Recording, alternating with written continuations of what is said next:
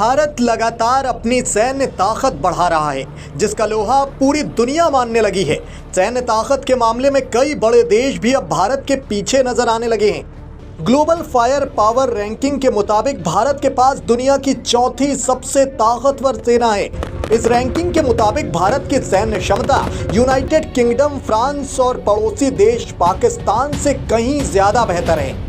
लेकिन इस साल भारत ने रक्षा क्षेत्र में इतिहास रचा है। रक्षा मंत्रालय एक तरफ जहां सुरक्षा हथियार आयात का एक नया रिकॉर्ड बना चुका है, वहीं दूसरी ओर स्वदेशी निर्माताओं को भारत के इतिहास में सबसे बड़ा ऑर्डर भी मिला। 2023 में भारतीय हथियारों का निर्यात रिकॉर्ड 16,000 करोड़ के करीब पहुंच गया है। ये पिछले वित्तीय वर्ष से लगभग 3,000 करोड़ ज्यादा है। बीते 9 साल की बात करें तो भारत के रक्षा निर्यात ने 23 गुना छलांग लगाई है, जबकि साल 2022 में भारत का निर्यात रिकॉर्ड 13,000 करोड़ रुपए का था। ये आंकड़े बताते हैं कि विश्व के डिफेंस मैन्युफैक्चरिंग सेक्टर में भारत की ताकत बढ़ रही है। वैश्विक बाजार में भारत के बनाए गए ब्रह्मोस मिसाइल, तेजस स्पेसक्राफ्ट की डिमांड बढ़ रही है। देश की 100 कंपनियां 85 से ज्यादा देशों में भारतीय हथियारों का निर्यात कर रही हैं। इस तरह से तेजी से देश आत्मनिर्भर बन रहा है। जबकि पहले भारत को सिर्फ आयातक देश के तौर पर पहचाना जाता था, लेकिन अब भारत की छवि बदल गई है। इस साल थल सेना को GS-87B नाम की एक एडवांस्ड कम्युनिकेशन सैटेलाइट भी मिली, जो खुफिया संचार में सेना के लिए मददगार भी साबित होगी।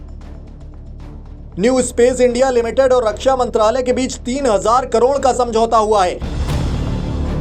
उधर नौसेना ने medium range surface to air missile यानी कि MRSAM का सफल परीक्षण किया, जो कि एक एंटी शिप मिसाइल है, जिसे DRDO और इजराइल एरोस्पेस इंडस्ट्रीज ने मिलकर डेवलप किया है।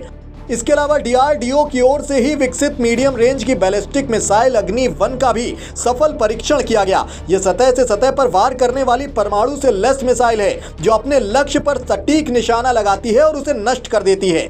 यही नहीं, कलवारी क्लास की 5वीं पनडुब्बी INS वगैरह से नौसेना की ताकत में भी इजाफा हुआ है। इसमें कई बड़ी मिसाइलें रखी जा सकती हैं।